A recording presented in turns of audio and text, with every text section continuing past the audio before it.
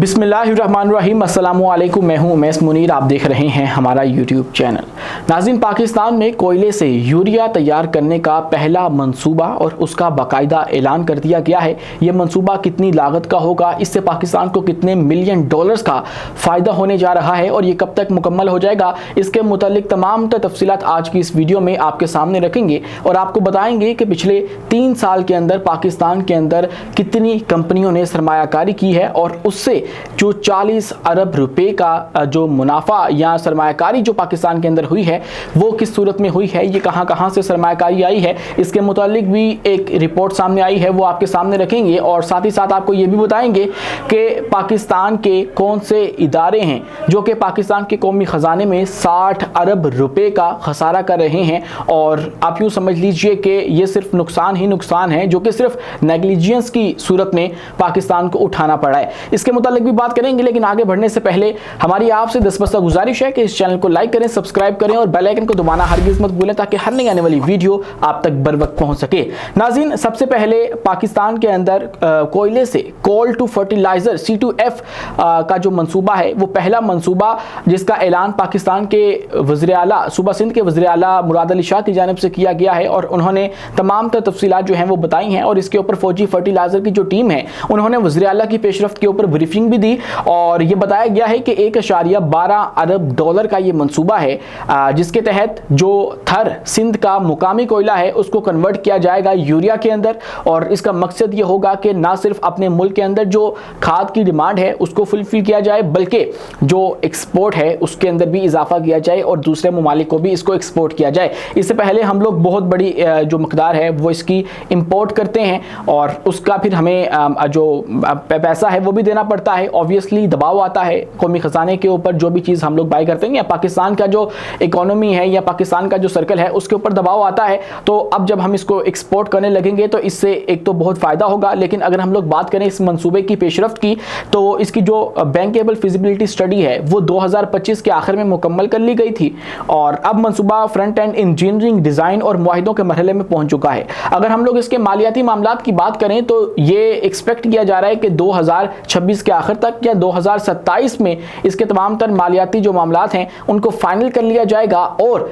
2031 जनवरी तक ये final output जो है वो अपनी देने लग जाएगा और इसकी जो कमर्शियल पैदावार है वो शुरू कर दी जाएगी। अब इससे हासिल क्या होगा, इस मंसूबे से सालाना 7,17,000 टन यूरिया हासिल होगी पाकिस्तान को, जो कि हम लोग अपने मुल्क के अंदर भी इस्तेमाल करेंगे। निस्फ हिस्सा इसका जो है वो पाकिस्तान के अंदर इस्तेमाल किया जाएगा, निस्फ हिस्से को एक्सपोर्ट कर दिया जाएगा। इससे जो एक्सपेक्ट किया जा रहा है ज़र मुबादला पाकिस्तान के अंदर आएगा वो 260 मिलियन डॉलर्स के करीब है। चूंकि फिजिबिलिटी स्टडीज़ की कर ली गई है तो उसके अंदर ही तमाम तर चीज़ों का तयन कर दिया गया है और इसके ऊपर फौजी फर्टिलाइज़र की जो टीम है उन्होंने ब्रीफिंग दी है तमाम तर जो तफसीलात हैं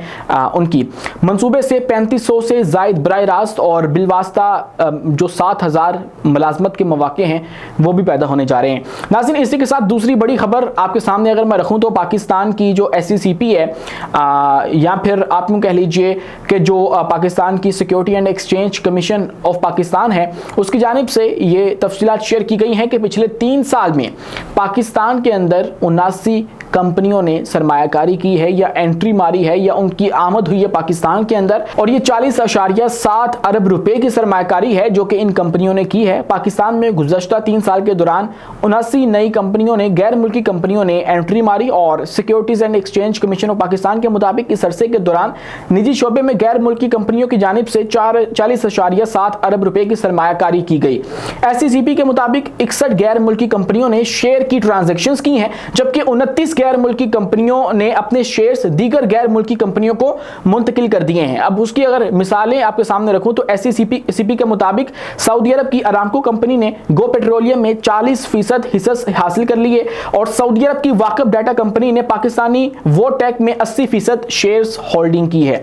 स्विट्जरलैंड की गोवर ग्रुप ने टोटल एनर्जीज में पाकिस्तान में शेयर हासिल किए जबकि इटली के यूरिकम ने फातिमा यूरिकम राइस मिल्स में 50% तक जो शेयर्स हैं उनकी खरीदारी की। SCCP के मुताबिक डिजिटल सेक्टर में बजाज टेक्नोलॉजीज ने वेमसोल का हासिल किया। सऊदी अरब के वाफी एनर्जीज ने शेल पाकिस्तान की ऑपरेशनल की जो खरीदारी है तमाम तरह ऑपरेशंस की वो ली, और जबकि अमेरिका की कंपनी फाइजर ने जो फार्मास्यूटिकल प्लांट लकी कोर है इंडस्ट्रीज को जो है वो फरोख्त कर दिया। जबकि अमेरिका की कंपनी फाइजर ने pharmaceutical plant lucky core industries को फरोख्त किया है। जबकि SCCP के मुताबिक दुबई की DP वर्ल्ड और NLC के दरमियान लॉजिस्टिक्स सेक्टर में ज्वाइंट वेंचर किया गया था।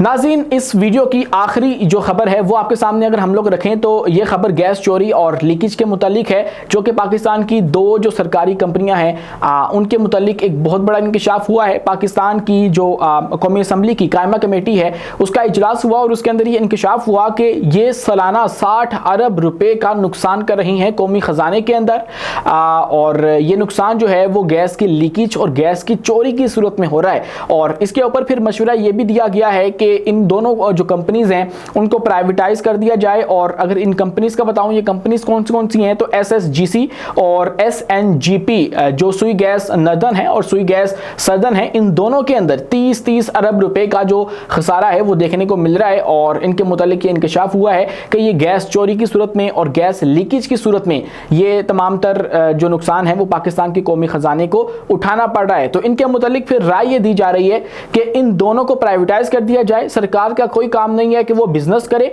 और फिर इसके ऊपर जो इनके MD हैं उनसे भी ब्रीफिंग ली गई है और वो बता रहे हैं कि हमने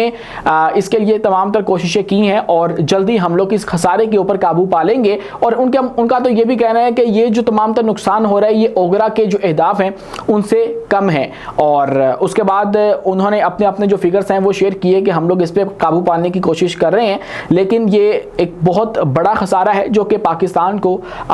इस नेग्लिजेंस की सूरत में उठाना पड़ रहा है। तो हो सकता है कि अगर इसके ऊपर कंट्रोल नहीं पाया जाता तो आप इन दो कंपनीज को भी प्राइवेटाइज होता हुआ देखें और इनकी जो बागडोर है वो किसी प्राइवेट कंपनी या प्राइवेट एंटिटी के हाथ में चले जाए। आज के लिए इतना ही। अपने मेजबान उमैस मुनीर को दीजिए इजाजत, मिलते हैं अगली वीडियो में किसी नई मालूमात के साथ। शुक्रिया, अल्लाह हाफिज।